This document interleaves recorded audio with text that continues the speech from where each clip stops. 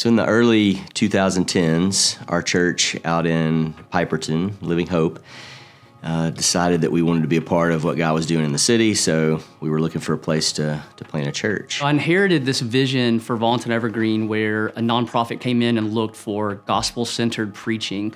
And they had their own metrics, but in the end, the result was we do need a grassroots, neighborhood, gospel-centered church to do ministry in this particular area. All of a sudden in 2011, we're confronted with the opportunity to own property in the neighborhood.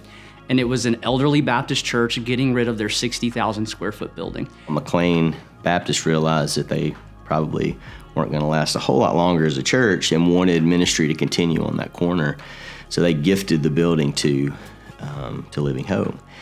And so now we've got this massive building and we have to decide what we want to do with it. And the dream was for there to be ministry throughout the building. At the time, like the only places that were being used was the gym area where we worshiped and a few, the classroom for kids, and that was about it. And the rest was just filled with junk and stuff that he collected since the 1960s. We had maybe 50 people coming to our Bible studies and Sunday services. 20 or less would have actually been covenant members who are giving, right?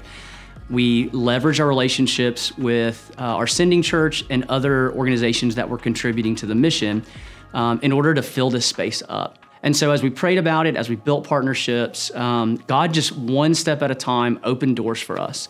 Every nonprofit that came into the building brought some type of funding with them. So it was from the very start, mutually owned, mutually beneficial relationships where we're all contributing to this one, in the beginning, pretty ambiguous vision that got specified over the course of year after year, new partnerships, new people being invited in. One of the first things I did was realize that we had some untapped resource space, that we had places that weren't being utilized. So at the time, we had the bunkhouse, and we had the daycare, and we had multinational, and we had some jazzercise classes. Well, since that time, we have soccer shots. We have a Memphis Family Connection Center, which we totally renovated the upstairs space. And now to look ahead and see what's happened now, and to look that every square inch of that building is being used for ministry that's benefiting not just the neighborhood, but the whole city, is pretty amazing. Man, I cannot fathom the amount of people that come in and out, the vision that we've gotten to see come to fruition, and where on earth we're gonna go. Because we've got refugee ministries, we've got counseling, we've got childcare, we've got missionaries, we've got a strong local church, and we're all sharing the space in a really beautiful way. We have decided, really out of necessity, that the outside of the building has a lot of repairs that need to be made.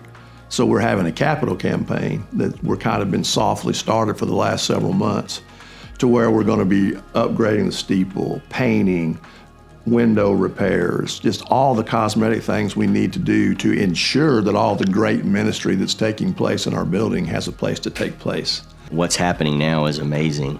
That there's ministry for people from all nations, for children, for people to come in and experience the city by doing ministry through the building. It's pretty amazing. So you would just hope that would continue over the years, and hopefully it's a model as well for other church buildings. If you drive around town, there's a lot of buildings that aren't being utilized as they should be. So hopefully what's happening with the Commons could be just a template for other church buildings as well. It is truly a mosaic of people, right? It's folks from different walks of life, people in different stages of life. But you feel so unified there. You feel like everyone is playing a part. When I look 10 years in the future, what I would hope to see is just this hub of gospel-centered activity where people are being transformed, and our city of Memphis sees and experiences this transformation. We want to ensure that all the great things and all the great work that we're joining God in at 815 North McLean continues to happen.